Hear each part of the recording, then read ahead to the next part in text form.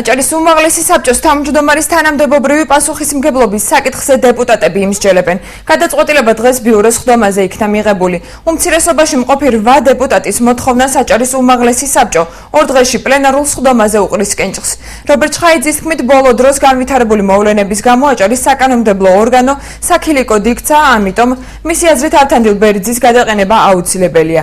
აჭარის უმაღლესი საბჭოს თავმჯდომარის გადაყენებას დეპუტატების ნახევარზე მეტის მხარდაჭერა სჭირდება. დღესვე ხდომაზე საკანონმდებლო ორგანოში გენდერული საბჭოს შექმნისა და გენდერული თანასწორობის შესახებ ახალ საკანონმდებლო ინიციატივაზე იმსჯელეს.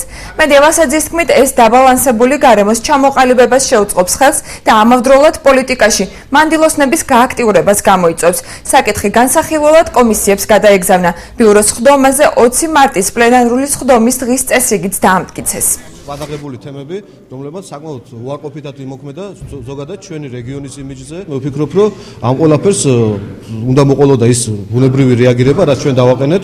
ხვალ იმსჯელებს ამაზე თუ ზეგ უმაღლესი საბჭო და ნახავთ რა გადაწყვეტილებას მიიღებს და რა დამოკიდებულება აქვს ზოგადად უმაღლესი საბჭოს უმრავლესობას ამ საკითხთან დაკავშირებით უმცირესობის 8 წევრი განცხადებით მოთხოვნილი არის, რომ უმაღლესი საბჭოს თავმჯდომარე გადადგეს და მოვიდეს უფრო ღირსეული ადამიანი უმაღლესი საბჭოს თავმჯდომარედ. საკითხის გადაწყვეტს თვითონ ხდომაზე გადაწყდება, რაც შეეხება რამდენი ხმა სიითი შემადგენლობის ნახევარი სჭირდება, ანუ ნახევარზე მეტი, რომ ანუ 11 ადამიანის ხმა რომ გადაწყვეტს იქნება თუ არ იქნება ბატონი ავთანდილო უმაღლესი საბჭოს თავმჯდომარე.